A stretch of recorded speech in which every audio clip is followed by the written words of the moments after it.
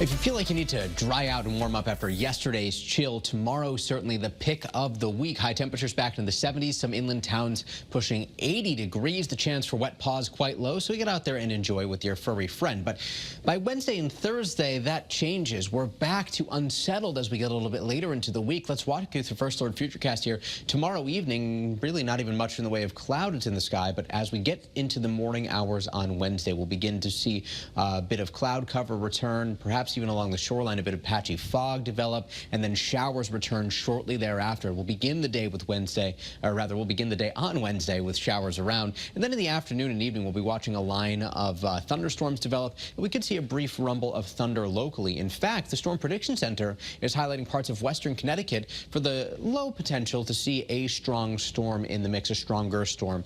We'll be watching closely, and of course, we'll give you the first alert should that change. The greatest risk for severe weather on Wednesday is going to be located to our west. And unfortunately, this is going to be a common theme across the plains this week. Here's today a high risk of severe weather in parts of Oklahoma and southern Kansas. This is the highest risk level, a level 5 risk that can be issued by the Storm Prediction Center, and it's all along this area of low pressure that's moving along a cold front. Tornado watches up, and then as we get closer to that second area of low pressure up by Montana, some severe thunderstorm watches out ahead of that. Locally, we have this boundary that's nearby, and with it, we've brought back some cloud cover. Here's a live look on our iCam in Torrington right now. Certainly cloudier across the northwestern part of the state than the southeastern part of the state. A few breaks in the clouds on our iCam here in Hartford. Just a little bit of blue peeking through, that is. Temperatures going from the 70s through 7 o'clock back down into the 60s by 9 o'clock. And after we cross midnight, we'll see temperatures continue to fall. We'll bottom out tonight in the 50s, but it is significantly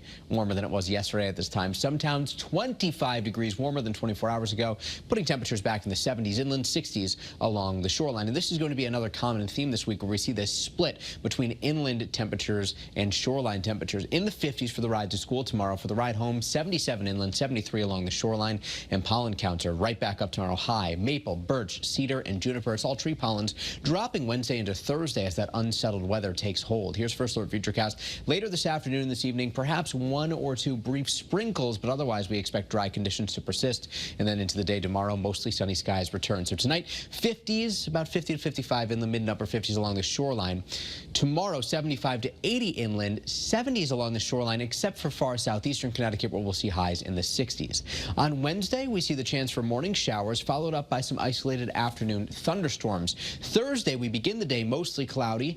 Temperatures back in the 60s again on Thursday. Chances for rain increase later Thursday, lasting into Friday morning. Highs on Friday only in the 50s. Back to unseasonably cool, and not much of a recovery Saturday, plus showers return Saturday afternoon. Mother's Day on Sunday, Kara, maybe an isolated shower around as temperatures slowly return back toward average by the beginning of next week.